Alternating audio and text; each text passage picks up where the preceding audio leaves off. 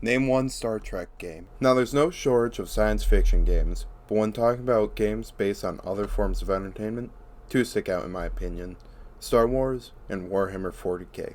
Star Wars is definitely more popular of the two, with games such as Battlefront 2 and Fallen Order, but Warhammer does have quite a bit of games with some recognition. These two IPs prove that games can be popular if their franchises started off in other mediums. But one IP that seems to have been left behind is Star Trek. Now, there have been Star Trek games in the past. There was one for the NES and one for the Atari that looks kind of like Doom. Some of it. There's even a modern game that came out, but it just doesn't look good. I can't think of any Star Trek game that tried to be a big experience. Except one. And that game's name is Star Trek. No subtitle because it clearly didn't need it. Now, without further ado, let's begin.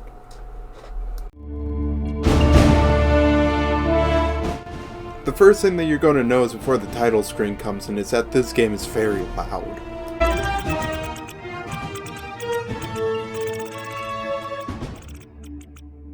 Perfect. Now, after lowering the audio to bearable levels, you get to the hardest part of the game. Do you pick Spock or Kirk? I mean, they're both stunning options, can't you see? I went with Spock because I'm not an idiot, and soon I was ready to start off this adventure. I would like to point out that this game only has a campaign, yet it has public and private matchmaking. Alright, so the game starts out with ambush! Goodness, you can't have anything high volume in this game. Anyway, after a grenade, Spock and Kirk wake up in an arena, walk at each other very angrily, and get ready to throw hands. As an aside, I just love Spock's walk cycle here. He looks like he was heckled at the bar and he just couldn't take it.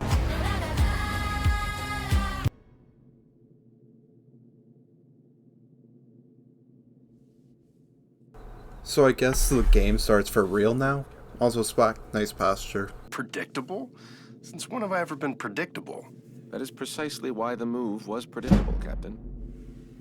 Captain, we have received an emergency signal from a nearby space station. Please report to the bridge at once. Man, she just phoned that one in, didn't she?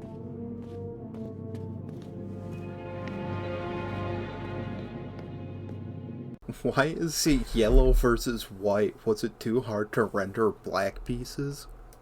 After pondering stupid chess, you go to the first level. It's nice that you can move around and use your tricorder, even though it only makes you look like an awful person. Good work, Ensign. After the brief jaunt through the hallway, you get to the bridge and, oh god, gross. Ugh. They all look like they're a month past their Best By date, and they don't even look like human except for Spock, who isn't even supposed to be human. Anyway, to progress the plot, Spock and Kirk go down to the space station. But then I'd miss all the fun. Don't get cocky. Alright, next part of the mission. What am I supposed to do here? This genuinely confused me for 30 seconds. What you're actually supposed to do is push Kirk out of the way so that you can call the turbo lift yourself. Peak game design. After that kerfuffle, they get ready, get suited up, and go to the space station. Not a whole lot happens here, so I'm going to pick up the pace. After landing on the spaceport, Spock and Kirk ask for help from the Vulcan equivalent of a red shirt. Beautiful morning. After failing to get help, they decide to chart their own course to the bridge, only to find out that the captain is not on the bridge. Yeah, she's out there, on the part that they said was the most destroyed part of the space station. Ignoring their self-preservation instincts, Spock and Kirk go out and walk on the hull of the ship to get to the most damaged part and probably incur a lot of cancer. Aside from weird eye graphics, this is the largest part of the mission. The main gimmick from this part is that you need to duck into cover to not die from the sun. The first part isn't too special, which is fine because it establishes the gimmick. The second part requires you to use your tricorder to lower a bridge. Multiple. I'm not joking. The third part is the funnest part because it requires you to use your phaser to shoot at vents to create cover. This is arguably the funnest part of the game when you are playing it multiplayer, because then you can shoot at the vents that the other player is walking on and send them hurtling to space. I forgot to record that, so please take my word. After Spock and Kirk's brief jaunt, they find the captain and her crew. Most of her crew gets heated, and they escape with the captain as the space station gets destroyed. Opening credits. All in all, not terrible. Yeah, it was clunky, but it is very mundane compared to the things following it. The plot continues with the now trio entering the Enterprise. Spock's movement is the best part of this game. Captain, we have a problem. More than you realize. Anyway, the Vulcan that they rescued said that they were attacked by an unknown ship, and they should go back down to the surface of the ship that they were orbiting to make sure that their terraforming device is still there. That extremely abridged and very inaccurate representation of the lore dump is a good segue to the next chapter. Nothing drastic happens in the first part of this chapter, so I'm going to be using broad strokes. Spock, Kirk, and the other Vulcan go down to the surface, find a way to get below the surface, and find no single helpful Vulcan. The game wants you to use your stun function, but it's optional. I understand that our lives were at risk, but we must endeavor not to use lethal force. A little too late, Spock. I'll give my thoughts on the combat later when the enemies get a little bit more varied, but the spark notes is that it's fun, if though a little unoriginal. Back to the story though, Spock read the memory of a guy who got hit in the head 5 seconds earlier. Not sure how that affected the mind meld. Perhaps that's why it's so fragmented. His mind has been corrupted. Gee, I wonder why. Continuing their descent, Spock and Kirk find even more infected Vulcans.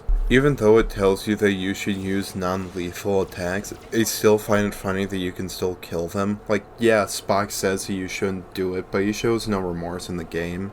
Continuing on, Spock and Kirk find the leader of this area, and he gives them a side quest to capture the Helios device, the terraforming thing that I talked about earlier.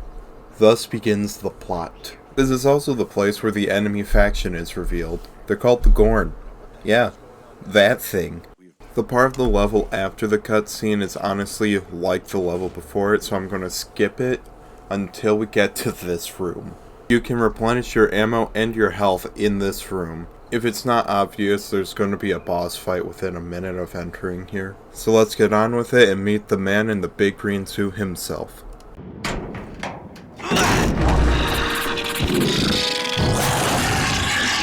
Bit of a glow up, don't you think? What a cool looking boss. I bet it takes a while to get him down. It took 2 minutes. To be fair, it was cool and fun, but for an introduction to the Gorn, it was a tad underwhelming. When you finally defeat the boss, the real game begins, and you pretty much only fight Gorn going forward. This is probably a good place to talk about the gameplay, since these are most of the enemies that you will be fighting. Now this is essentially the only cover shooter that I have played, but I'm going out on a limb and saying that Gears of War is very similar to this. I don't know if that's an insult or a compliment, but that's just my thought. Anyway, progressing with the plot, Spock and Kirk exit the complex, board an enemy ship. They fall off and Kirk breaks his leg. Captain!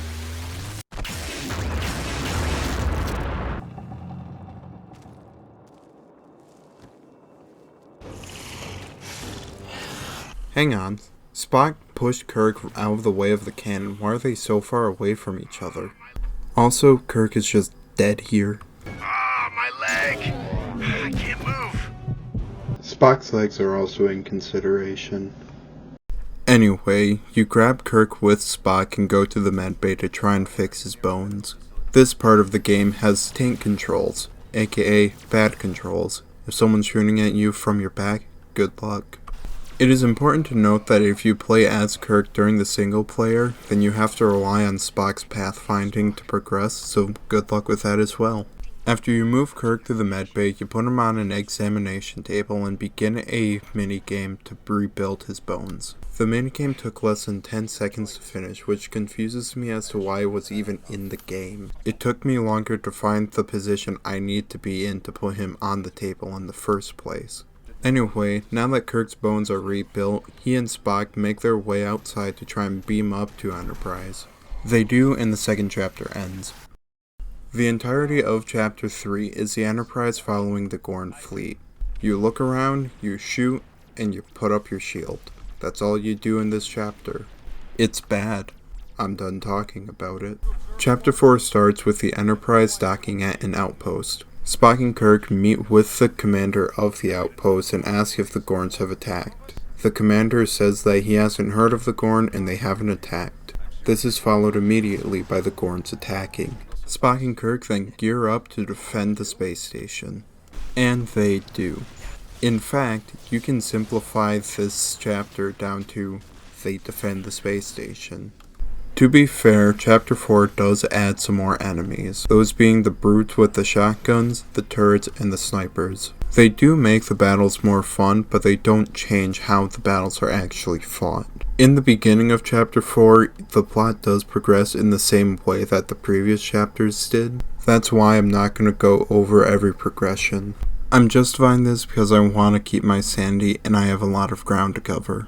Most of the beginning of Chapter 4 revolves around helping Bones, the Chief Medical Officer, discover a cure for the mind control poison that the drones have been injecting people with, which is something that I've been ignoring for this entire video. Once you're done helping Bones for the time being, you go to the hangar, and this is where you see the main antagonist. You don't know that he's the main antagonist, but you can assume so just because of how massive he is. Stay back!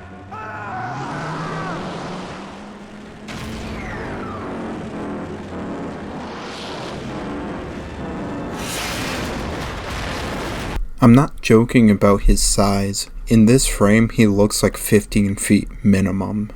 After Spock and Kirk see the big guy, they go down to the engine, try and get it back online, and then they walk out in space. Quickly though, before discussing the moonwalk, there's this bug that I found that I would like to talk about, where I jumped off of a high ledge and it downed me, but the game didn't treat me as I was downed, so I couldn't be revived and I couldn't get up any stairs. Just thought that it'd be interesting to talk about. Returning to the moonwalk, it is probably one of the funnest parts of the game. They give you a teleportation gun, and that leads to some cool and fun puzzles. Although most of this section is just looking around to see what pad is in range of your teleportation gun, it still looks cool. The reason for the spacewalk was to activate a laser, and the room that you actually do activate it is one of the more BS parts of the game. I died multiple times because of an arc that I could not see until it was too late. And when you die, it sends you right back to the beginning of the room, so it just made for a very tedious part of the mission. Anyways, when you activate the laser, you go down a ladder, and then the laser shoots and destroys a ship. This leads to an on-rail section, so you just evade obstacles. You know what? That one was fair. I should have saw it coming. The on-rail section drops you off on a burning part of the spaceport. This section is probably one of the most jankiest parts of the entire game. All of the paths laid before the player can fail because of the game's poor controls. Like, look at these two. I have no idea why one failed and the other didn't. Anyway, after that annoying room, you get to a much simpler room. The only thing that you have to do in this room is to turn on the sprinkler system. I couldn't find the sprinkler system for the longest time, which I will completely admit is my fault. The reason why I hate this room is because every single time I died in it, I was sent to the beginning of this section, which meant I had to do the terrible parkour in the room previous. That sound effect was at negative 13 decibels. Just imagine that at normal volume. The next room gets even better because not only do you have to contend with crappy parkour, but you also have enemies shooting at you. After you make your way through that section, you get rewarded with this cutscene.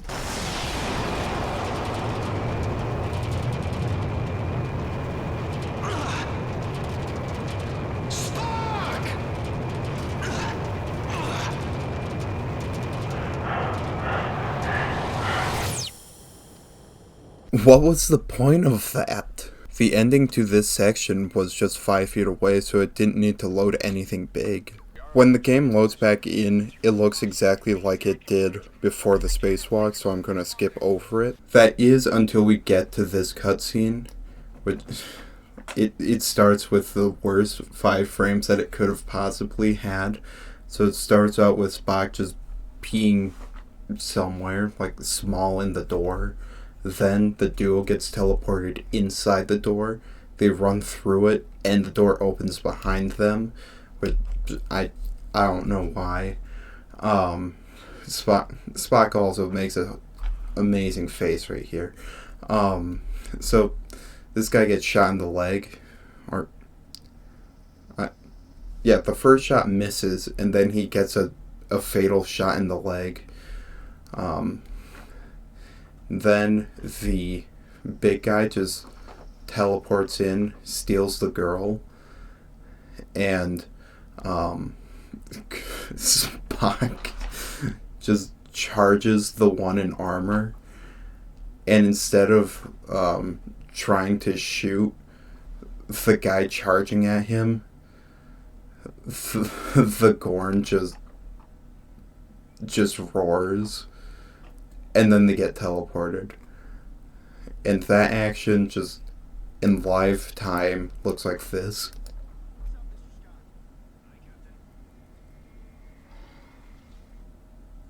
So yeah. The next chapter starts with Spock, Kirk, and the Gorn teleporting up to the Enterprise, and the Gorn escaping from them. This is probably my favorite part of the game. The first gameplay section of this chapter is Spock and Kirk running after the Gorn. You don't see the actual Gorn, but you see the results of his actions, like the dead crewmates and gunfire down the hallway. It makes me feel like I'm on a dark ride in an amusement park, and I like that. This part of the chapter ends when the Gorn gets locked inside of a room. Thus starts the second boss fight. There are infected crewmate here, so you do have the option to take them down non-lethally. When you're done with them, you are left with the Gorn, which is now camouflaged. Turn on the fire suppression system to reveal him.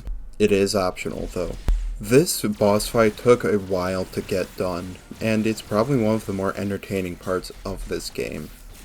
Once you whittle his health down enough, he escapes by using the turbolift passageways.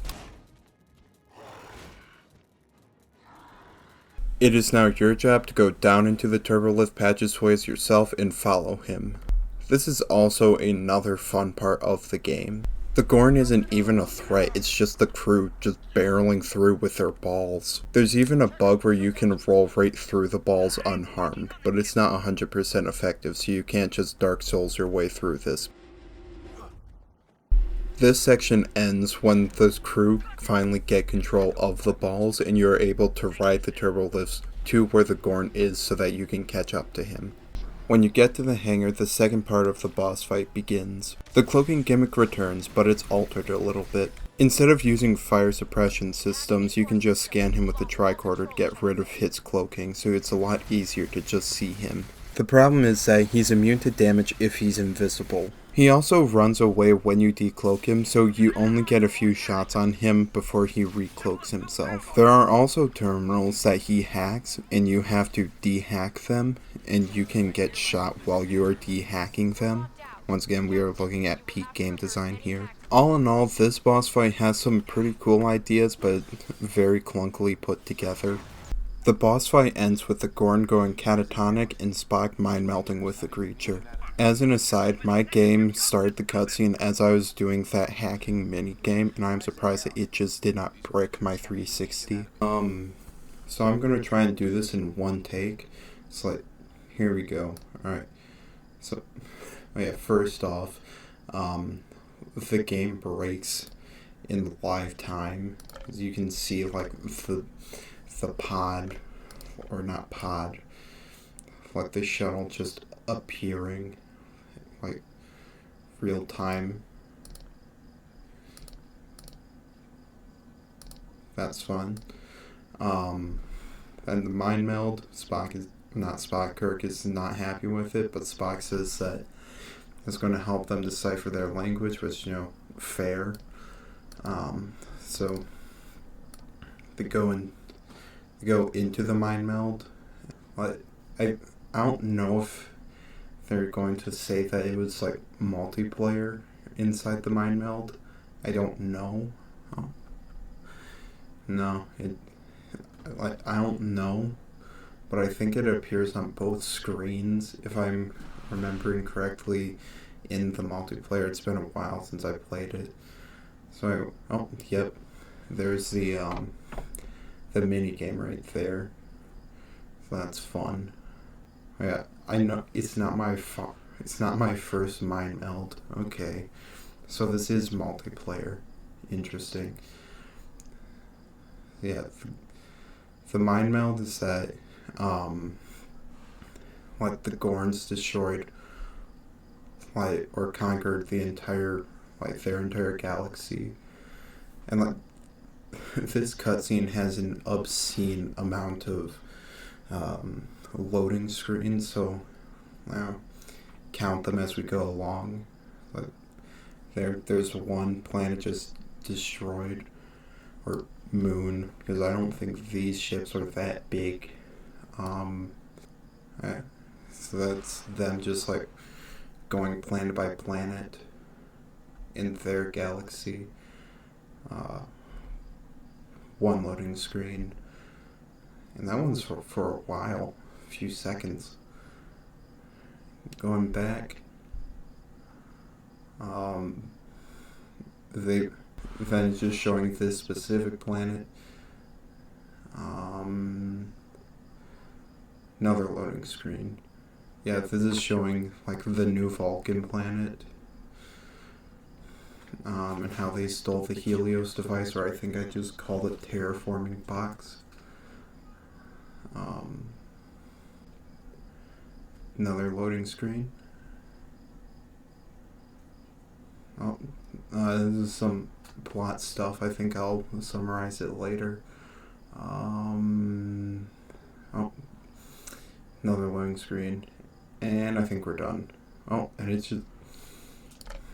there's a lot of, like, guts right there that there wasn't any there before. So, like, they just blew off his head for some reason. Yeah. And, an interesting cutscene. You read my mind, Commander. And you didn't even have to do that, voodoo mind meld thing with my face. After the mind melt, the plot progresses with the Enterprise going through the wormhole to rescue Tamar and the terraform box. I cannot remember when the wormhole was added to the plot, but that is besides the point. On the other side of the wormhole, Spock and Kirk go down to the nearest planet where they think the girl in the box are. Thus begins Chapter 6. We're a little far from our target, but I have to put her down here, sir. As long as we land safely, I don't care where you put us down. Well, he should. The first gameplay section of this chapter is you walking around a village of the planet's locals. It's cool, but nothing happens. Directly after that is your next on-rail section. You fly through a canyon, and yet again, nothing happens. When you land, there's a small cutscene, and then cloaked Gorn that are on walls start shooting at you. They're annoying. After some terrible parkour, you get to a Gorn outpost that is also a shield generator for the larger Gorn thing. You go into the outpost, deactivate the shield, and then fight your way into the water level. I don't like the water level. It's long and it's annoying. I am actively trying to forget the water level. This only has 10 calories in the can. That can't be good. Some stuff does happen during the water level, but I can boil it down to they go into the main Gorn building through the water. Coming out of the water, we are introduced to another janky part of this game. Not only does it have crappy parkour for you, but crappy parkour that the AI has to do as well, and it is impossible for them to make it. I had to restart this part of the level so many times because Kirk just fell and I couldn't do anything about it. It must be stated once more, peak game design.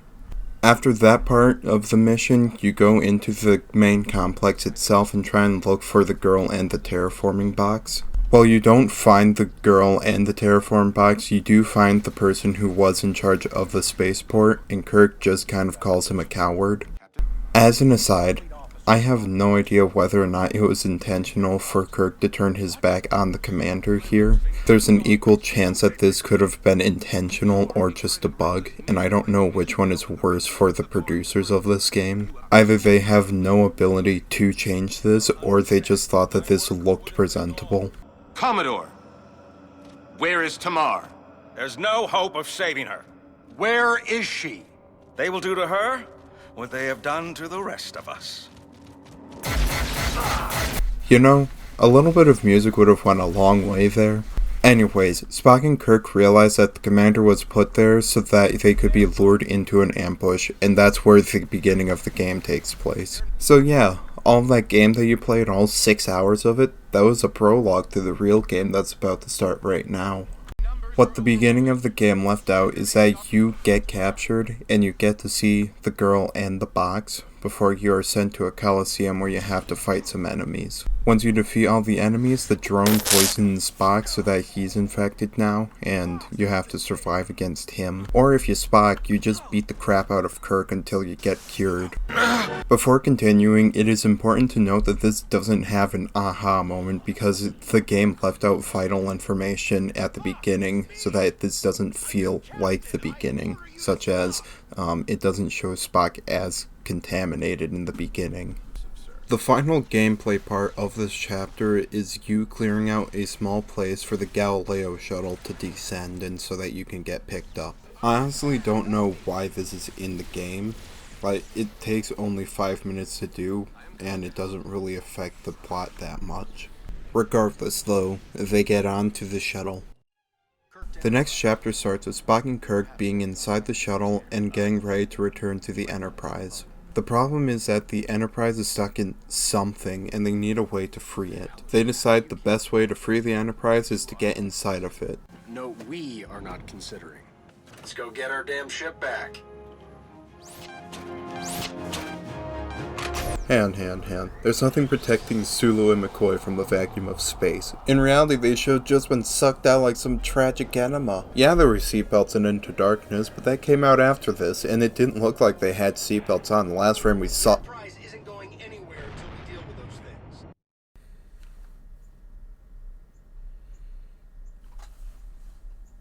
See that? Okay. What exactly killed me there? I was just complaining about how Chief Medical and Chief Helm were still alive, and then Spock proceeds to have an aneurysm. Embarrassing me. Okay, so what's supposed to happen is that you're actually supposed to get onto the Enterprise instead of just dying of natural causes. Perhaps you need some additional practice on your landing techniques, Captain. Why did Spock say that? He's supposed to be logical, so that playground snipe just came out of nowhere. Regardless of whether or not that was in character, you continue to go through the Enterprise. We are nearing the end of the game, but don't worry, we still have a sizable portion to go through, and I might slow down in this one as well. The game progresses with Spock and Kirk going through the Enterprise, killing every Gorn that they see, until they get a cutscene where they find that little sentient Muppet that hangs around Scotty. He gets up to find Scotty, and a loading screen appears. It's loading something, I swear. When the loading screen finally ends, we see Scotty and he essentially tells us to turn the warp drive back on. The way that you do that is by not touching the warp core and let the little Muppet guy handle it while you take the fire for him. Eventually though, you do something with one player lowering the core and the other player releasing pressure. It is reminiscent of the first part of the game where you had to stop the bridge from spinning and then lower it to progress. Hey, look at that. It rhymes. After you're done helping Scotty, you move over to Medbay and help Bones get the vaccine airborne. No, I will not be elaborating further, thank you very much. On your mission to get the vaccine airborne, you stumble across Chekhov who broke his leg during doing something. As you can see, it rhymes once again with the part previous in this game. It's not even interesting this time because we saw this gimmick before and now it's a lot easier to die. This one is even more annoying than last time because it was built with the idea that your teammate was going to cover you while you had Chekhov, but the AI rarely shoots. Yeah, Kirk's running melee this entire section, so you have to stun the enemies before he can do anything. He won't even shoot the Gorn, which are a massive risk. Thank God there's only like 2 in this entire section. Anyway, this section stops with you walking Chekhov into a sickbay stretcher. Also, at the end of this section, it takes like 40 seconds for you to limp into medbay from your last combat encounter, which just wastes time. You move so slow while carrying Chekhov. One last aside for this section, I love that for the entire time that you hold Chekhov, there's just a prompt for you to drop the poor guy. It's there for the entire section, so it's just taunting you to do it. Once you get Chekhov to medbay, you continue on your journey to get the vaccine airborne. You eventually do, and the crew is cured of the infection. After releasing it, you are called to quickly come back to the medbay where you defend it against a Gorn assault. I quite enjoyed this part because it's interesting to have in a game like this a part where you are defensive instead of pushing forward. When you're done holding off the Gorn attack, the Gorn ship above the Enterprise just explodes for no reason, and you're done with the chapter. The final chapter starts with 2 on-rail sections. The first one, you control the Galileo 7, and it is very forgiving, and the main goal is to crash right into the bridge of the Enterprise. I genuinely missed like 6 out of the 8 guides that they put for me, but I still made it. There's nothing too spectacular about this cutscene, except this achievement. Yep, this game is canon now. The other on-rail section is you, once again, jumping out into space, and it follows the tradition of just dying for no reason. Anyways, when you're done with that on-rail section, you get onto the Gorn mothership, and that is where the final part of the game takes place. I'm going to be completely honest, this looks and feels almost exactly like the Gorn planet chapter in this game. I didn't really talk about the visuals during that part of this game, so I'm just going to go over the Gorn visuals now. They look cool for the first like few hours that you see them, with like orange and yellow being the majority color that you see, but they do tend to wear off a few hours into playing these sections. Before I talk about the gameplay in this chapter, I need to talk about one last like weird thing in this game. There's this weird egg transport thing that you need to get into to progress through the level, and for the longest time I had no idea how to actually get in it. So what you're supposed to do is get really close to it and scan it. I tried that for the longest time and it just didn't work, so I just thought that this would be prudent to talk about. This part of the game doesn't really have that much plot progression in it, or at least not as much plot progression as like the rest of the game had. Or at least there wasn't as much objective density as there was in the majority of this game. It was just go through the mothership and take back the Vulcan and the Terra box. That's not a bad thing, because this is the last leg of the adventure, so it's just one long test of your skills that you have accrued over your journey so far. The end of this like non-arena part of the chapter was actually pretty challenging, so it was a fun romp to go through. The last part of this game is mostly arenas that you go one after the another in. I guess you consider all of the game to be one arena after the other, but these are small enclosed areas where the main objective is to essentially just survive against the onslaught. These can get very challenging, so they were pretty fun to get through. The standout one was with the mini-boss that had like the arc drive, and it destroyed the terrain that you had to hide behind, so you had to constantly keep moving to survive. Good stuff all around. Alas, we come to the final part of this mission and the game. It's set in this arena, and I'm going to be completely honest, this arena looks pretty cool. It even has its own version of the Golden Throne. I'm going to be completely honest, the final fights are really disappointing. Neither of these fights are particularly hard.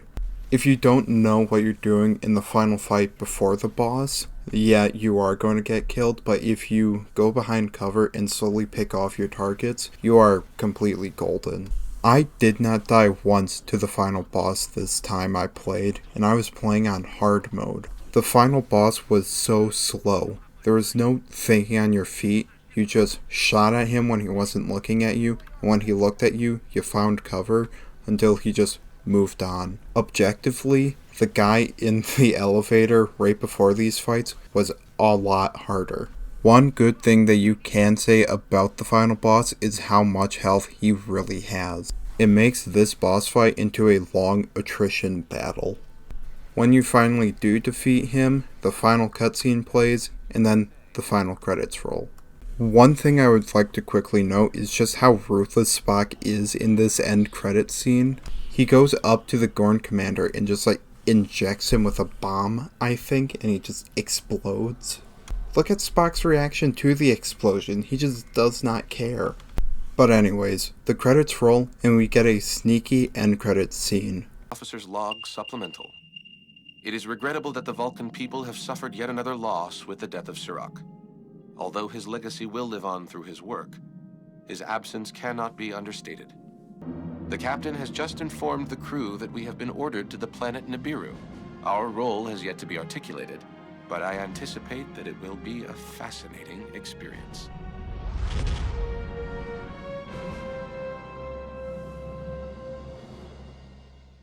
Yep, that's the end of the game, essentially just saying that this is canon. So that was Star Trek. What are my thoughts? I have no idea what my final thoughts are. It is 3:15 a.m. when I am recording this, so I'm just gonna sleep, and then in the morning I'm gonna tell my thoughts about the game. So I took a little time to recuperate, I'm back now, and now I'm ready to give my final thoughts. So the game,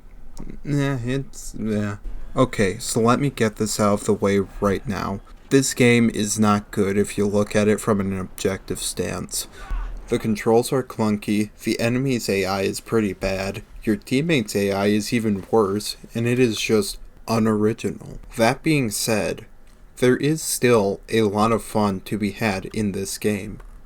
Granted, a lot of that fun is at the expense of the game, but let's go through the fun that you can have with the game first. The first point that I'll bring up is that this game actually feels good to play. It is satisfying to shoot.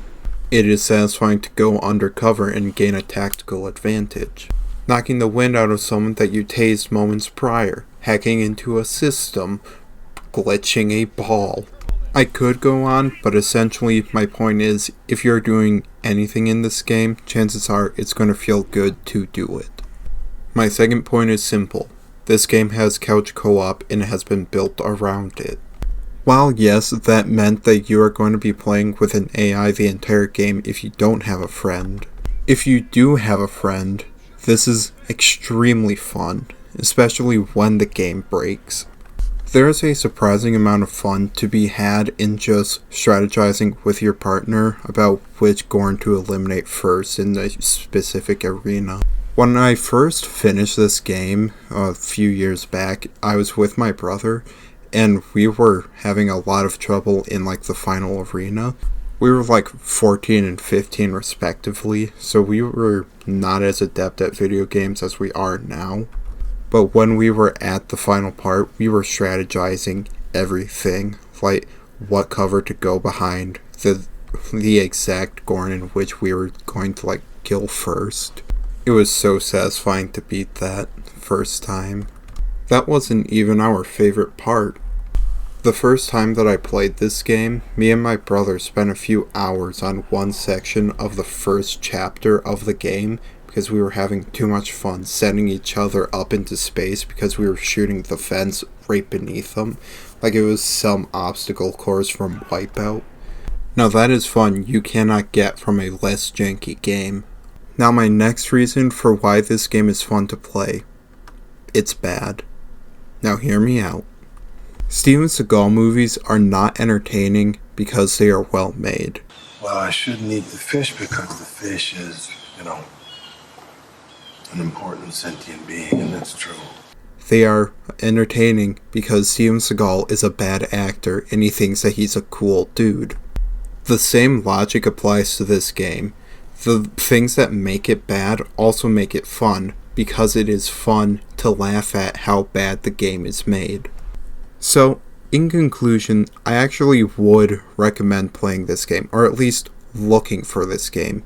It's going to be hard to find because it's delisted everywhere and you never know if a GameStop will have it.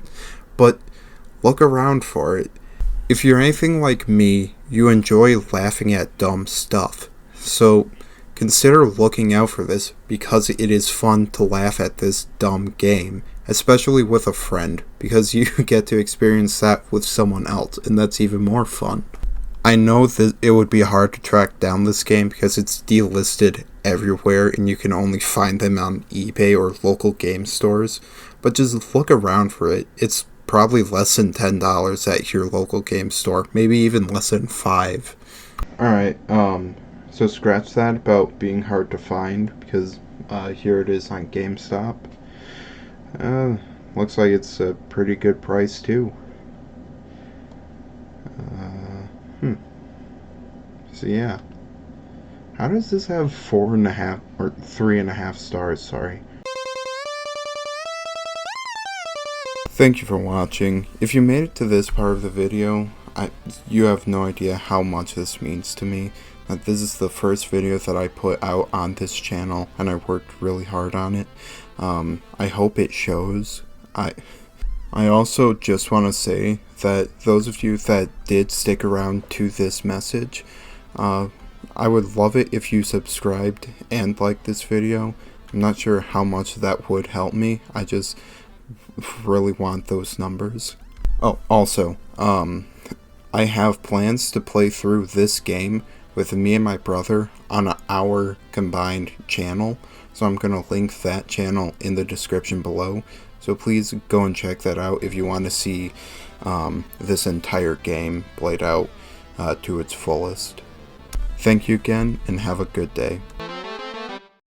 Oh yeah, in between recording sessions, I got a new monitor to replace that one from 2009. That's the best thing I can think of to put on there right now. Can't really tell if it's gonna look good in the video. He looks like he's on a Game Boy.